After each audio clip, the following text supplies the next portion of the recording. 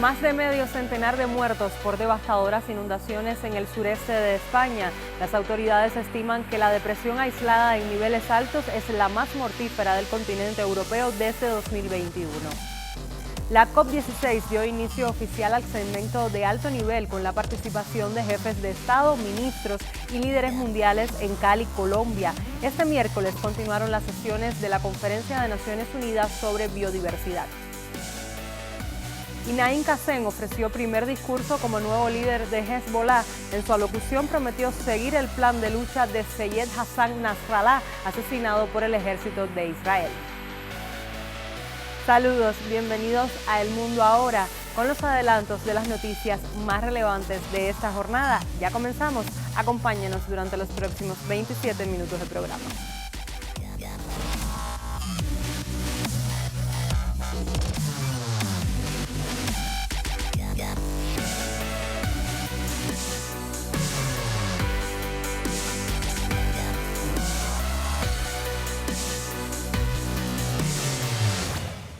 Iniciamos nuestro recorrido por las noticias de mayor impacto en el mundo. El gobierno de España actualizó el número de víctimas mortales que dejó el temporal de lluvia e inundaciones en el sureste del país.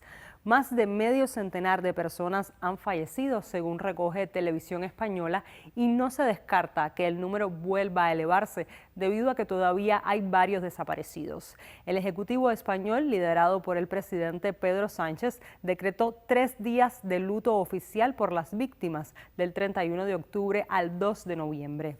También el ministro de Política Territorial, Víctor Torres, comunicó que Sánchez visitará el jueves los territorios afectados. Aunque el temporal ya ha amainado después de que en un lapso de apenas 8 horas cayeran más de 500 milímetros de lluvia por metro cuadrado, todavía se están desarrollando las labores de rescate de personas que se encuentran atrapadas y de búsqueda de personas desaparecidas. La depresión aislada en niveles altos, Dana, ha dejado también centenares de evacuados y cuantiosos daños materiales. Coches arrastrados por la fuerza del agua, bajos anegados y tráfico interrumpido. Además, las comunicaciones se encuentran aún gravemente afectadas. Más de 100 vías sufren cortes en la Comunidad Valenciana, la región más dañada y en la que se concentran las muertes.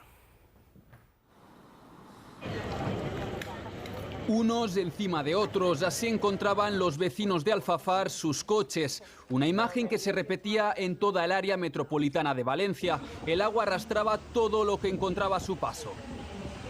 Daba mucho miedo ver cómo el agua hacía ruido y se llevaban los coches, veías coches en vertical que se los llevaba el agua. No sabría decirte cuántos coches he visto pasar flotando con gente dentro, pidiendo auxilio, pidiendo socorros. La noche ha sido larga. Los equipos de emergencia han trabajado sin descanso en rescates como este en Benifayó o este otro en Sedaví, pero las incidencias fueron miles. Sótanos que se inundaban en minutos y centros comerciales anegados. Este era el puente de Picaña antes de ser arrastrado por el agua. Los minutos eran horas para los vecinos.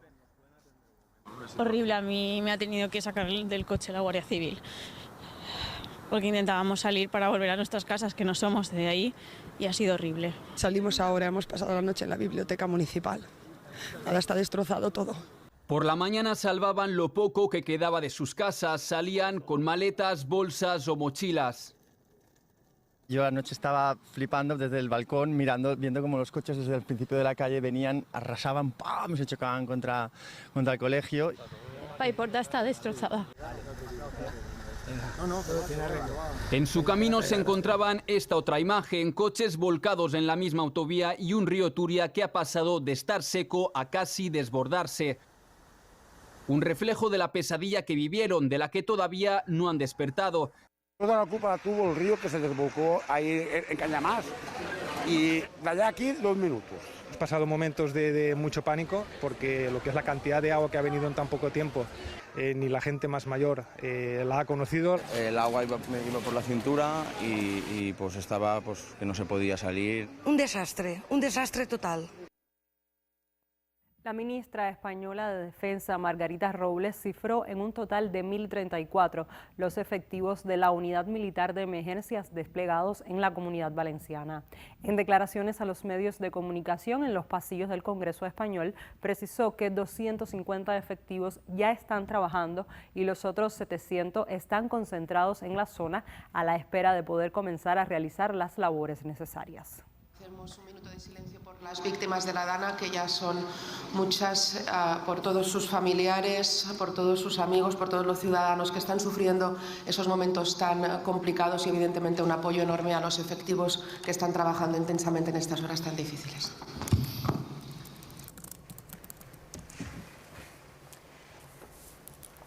La presidenta de la Cámara, Francina Armengol, verbalizaba la solidaridad con las familias de las personas fallecidas y desaparecidas, así como con todos los afectados y los efectivos que trabajan en las zonas afectadas.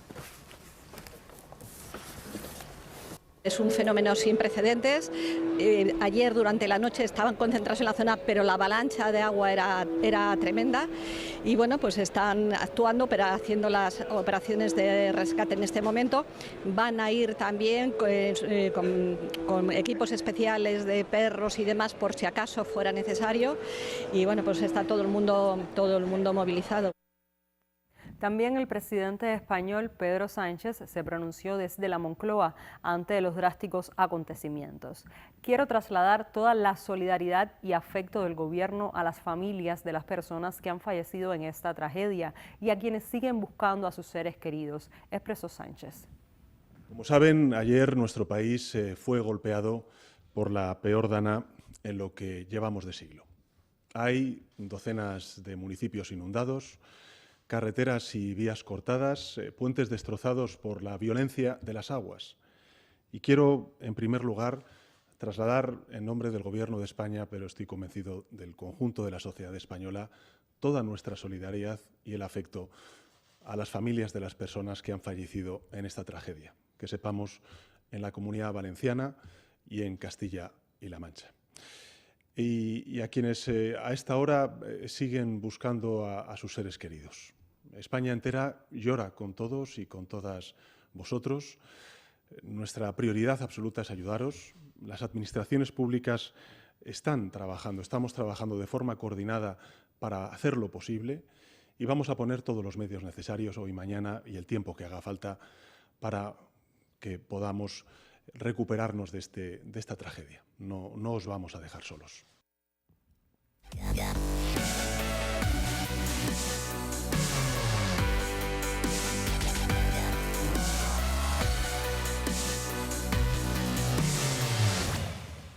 Y si hablamos de las inclemencias del tiempo, debemos referirnos al cambio climático. Precisamente este martes se instaló por primera vez en la historia de la COP16 de biodiversidad, el segmento de alto nivel en la COP16.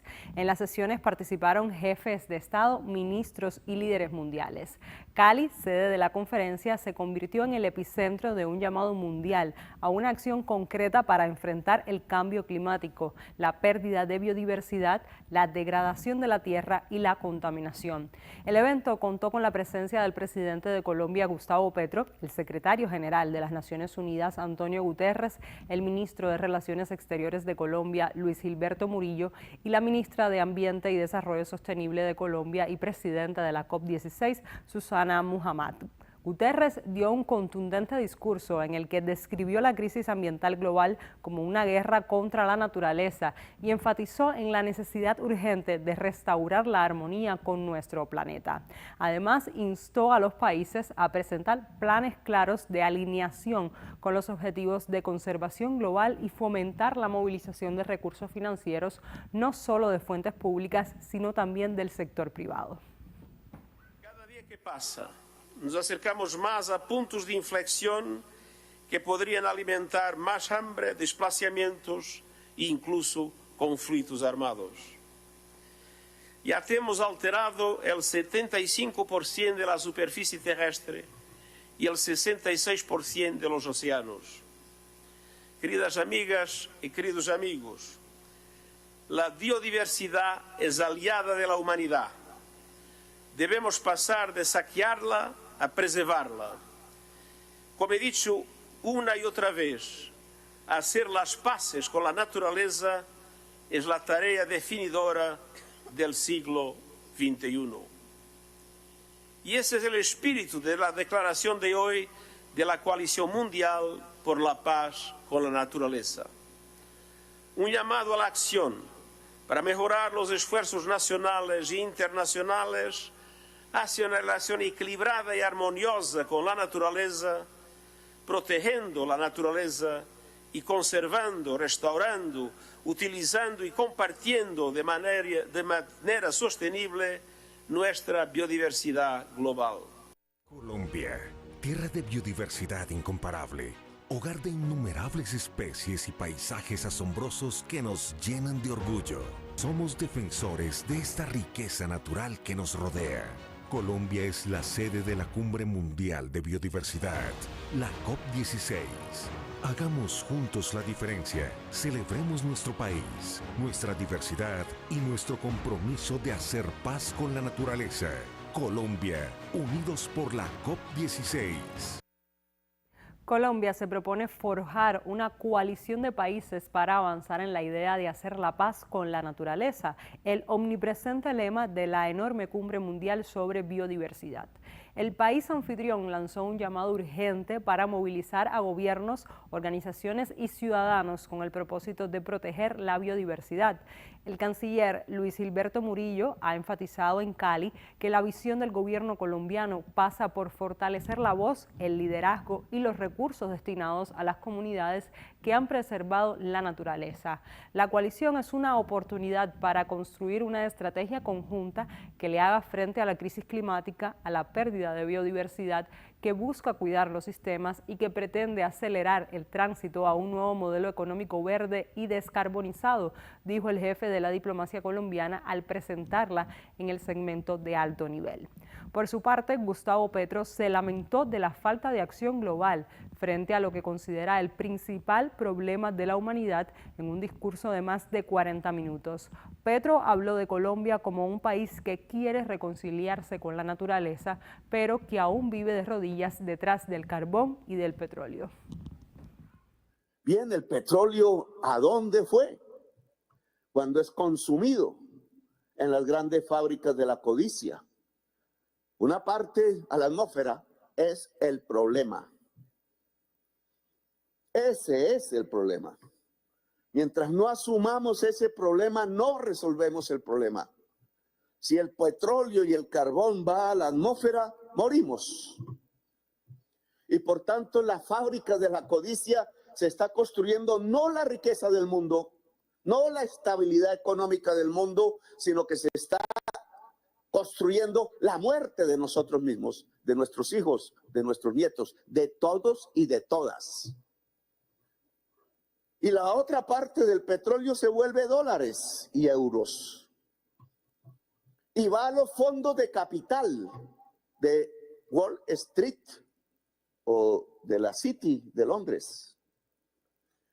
Y esos fondos de capital no le prestan a nuestros países a bon marché, a altas tasas de interés, y nosotros vivimos endeudados con esos dueños de los bonos de la deuda, que además de la tasa de interés de mercado, le ponen un plus que llaman WACC o que llaman prima de riesgo. Entonces nuestros países viven y nuestras economías y nuestra sociedad y la mayor parte de la humanidad viven pagando una prima de riesgo que no es del mercado, porque dicen que nosotros somos riesgosos. Nos ordeñan literalmente, nos explotan literalmente en una economía que está estancada y en crisis desde el año 2008, pero que consume cada vez más petróleo y más carbón. En paralelo, representantes de diferentes organizaciones no gubernamentales de diversas partes del mundo han levantado su voz exigiéndole a los gobiernos sumar acciones reales por la protección de la biodiversidad. En la versión número 16 de la Conferencia por la Biodiversidad que se desarrolla en Cali, hay un espacio abierto al público en la denominada Zona Verde. Es la crisis climática. donde se realizan actividades relacionadas con la concientización sobre la protección de la biodiversidad. Aquí se compromete al visitante a preservar las especies a quienes se les da la voz. ¡Que así sea! ¡Que así sea! Un gran aplauso para todos ustedes. Cada una de las voces de nuestras especies, tanto árboles como plantas y animales, son las que hablan y nos denuncian a todos los seres humanos el grave daño que le hemos hecho a nuestro ecosistema, pero de que aún hay esperanza de que podamos reforestarlo y poder combatir contra la contaminación, contra la caza de animales y muchos factores que están afectando a nuestro planeta de manera negativa. El gobierno del país anfitrión, junto a otros países de la región, han llamado a debatir sobre la falta de control ante el acceso indiscriminado que se ha hecho de los recursos genéticos de animales o plantas usadas por grupos empresariales farmacéuticos, monopolizando conocimientos, información que impacta a la humanidad entera, por lo que se exige establecer controles y hacer uso generalizado de los beneficios derivados de estos recursos. En Colombia nosotros comerciábamos, en el siglo XIX comerciábamos la quina, o sea, ya los indígenas sabían cómo tratar la malaria.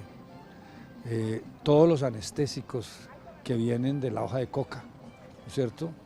En fin, yo sí creo que hay necesidad de que entiendan que muchas de esas capacidades que existen en la naturaleza para poder remediar muchos de los males que hoy tenemos en el mundo necesitan salvaguardarse y que los podamos compartir, sí, pero siempre y cuando podamos nosotros ser partícipes de esos desarrollos tecnológicos que se ven mañana, porque no podemos estar pagando ahora a las farmacéuticas unos precios estrambóticos. En la COP de la gente, como lo definió el primer mandatario colombiano, varios sectores plantean la necesidad de un cambio de modelo económico, sin el cual cualquier esfuerzo por la preservación ambiental resultaría en vano.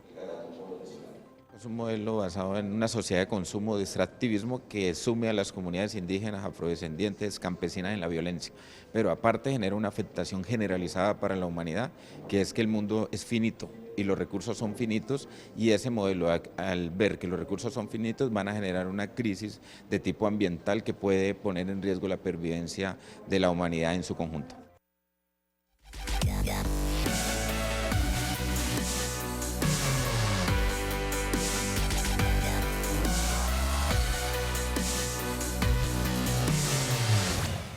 Cambiamos de tema. El nuevo secretario general de Hezbollah, el Sheikh Naim Qassem, ha hecho hincapié en que el movimiento seguirá el plan de trabajo y de lucha de Sayed Hassan Nasrallah, asesinado en un ataque del ejército de Israel el pasado 27 de septiembre.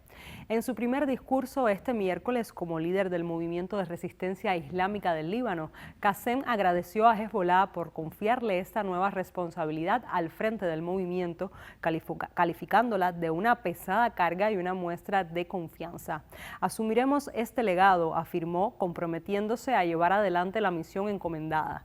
En un claro mensaje de determinación, Qassem reafirmó el compromiso del movimiento de seguir adelante con la lucha por la resistencia. La sangre de nuestros líderes mártires permanecerá con nosotros y nos fortalecerá en este camino, recalcó. Naim Qassem, uno de los fundadores e ideólogos de Hezbollah, fue durante más de 30 años secretario adjunto y portavoz del grupo islamista bajo el mando de su antecesor. Les propongo conocer un poco más del líder chiita. Es uno de los fundadores de Hezbollah y ahora su líder es Naim Qassem. Durante más de 30 años ha sido secretario adjunto y portavoz del grupo islamista. Decimos a los judíos y lo anunciamos como un mensaje desde la tierra de los mártires y en presencia de nuestro heroico mártir que nuestra paciencia está empezando a agotarse. Qassem intervenía más en política que en temas militares. A diferencia que el antiguo líder Hassan Nasrallah se muestra públicamente. Luce turbante blanco en lugar del negro, que denota ser descendiente de Mahoma, y es visto con menos oratoria que su predecesor, aunque también más extremista en sus discursos. El 27 de septiembre Israel mató al líder de Hezbollah, Hassan Nasrallah. Desde entonces, Naim Qassem ha aparecido en 3 discursos grabados. Naim Qassem está sancionado por Estados Unidos, que considera a Hezbollah un grupo terrorista. Israel amenazó con matarlo tras su nombramiento. Nombramiento temporal, no por mucho tiempo. Tras un año de intercambios de disparos entre Hezbollah e Israel, el 23 de septiembre el ejército israelí empezó una campaña de ataques en Líbano contra Hezbollah. Desde entonces han muerto más de 1.700 personas.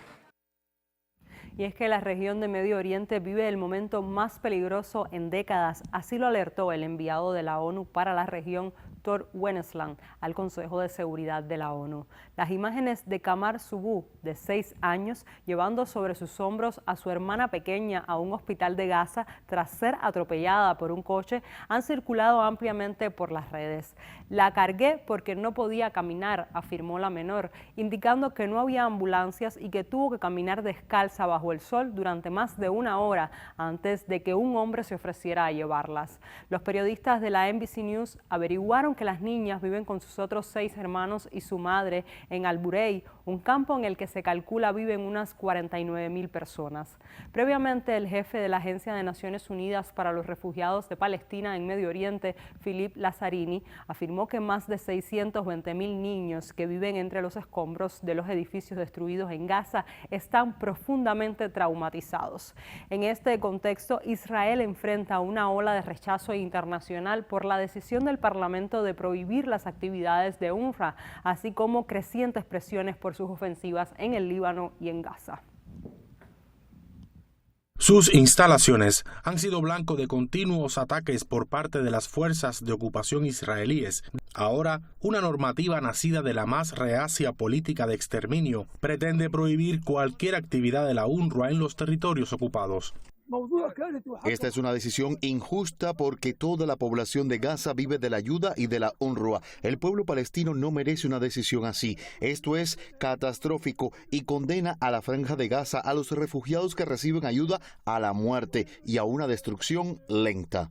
No solo en Gaza, la legislación aprobada por el Parlamento israelí supondría un duro golpe para los refugiados también en la Cisjordania ocupada. De este organismo depende, en buena parte, el funcionamiento de los servicios esenciales destinados a la población palestina. En cuanto a la ley israelí que prohíbe los servicios de la UNRWA, esto afectará a todos los refugiados, afectará a los servicios médicos y educativos, afectará a todos los aspectos de la vida de los refugiados, también afectará a nuestros derechos como refugiados.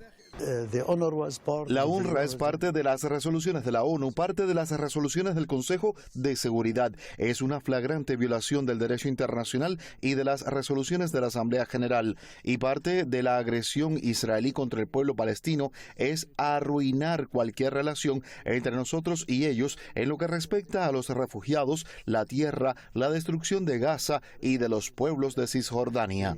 Desde Naciones Unidas advierten que la prohibición de la UNRWA en los territorios ocupados supone un precedente peligroso y solo profundizará el sufrimiento de los palestinos.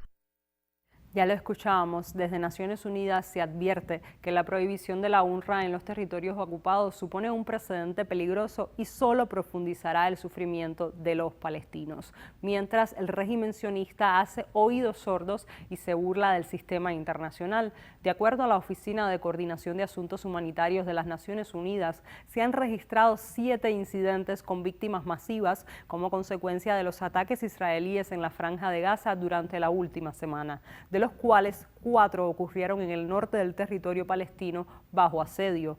Un bombardeo israelí mató la madrugada del martes a casi un centenar de personas. El ataque contra un edificio residencial en Beit Lahia dejó 93 muertos y 40 desaparecidos, la mayoría mujeres y niños. Así lo indicó el portavoz de la Agencia de Defensa Civil de Gaza, Mahmoud Basal.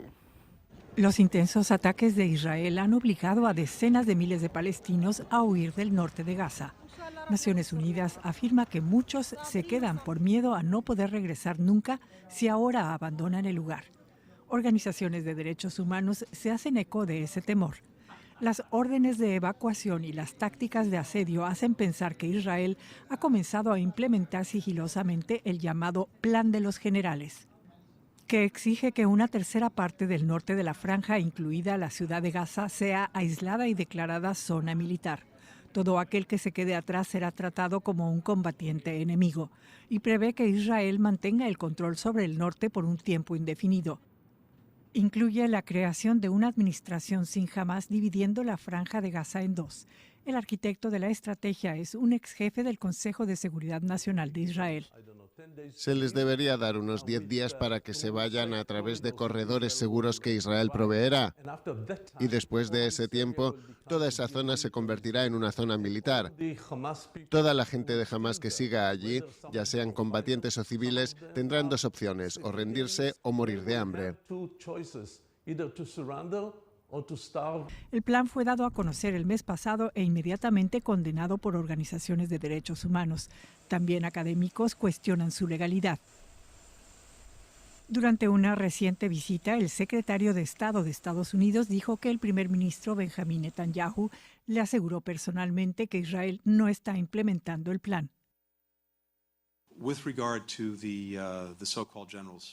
En relación al llamado Plan de los Generales en el norte, permítanme decir nuevamente, en primer lugar, que Estados Unidos lo rechaza total y fundamentalmente. En segundo lugar, como ya dije, el gobierno de Israel asegura que no es la política de Israel y que también rechaza el plan. Estados Unidos ha amenazado con cortar el suministro de armamento a Israel si su gobierno no intensifica y acelera el flujo de ayuda al norte de Gaza.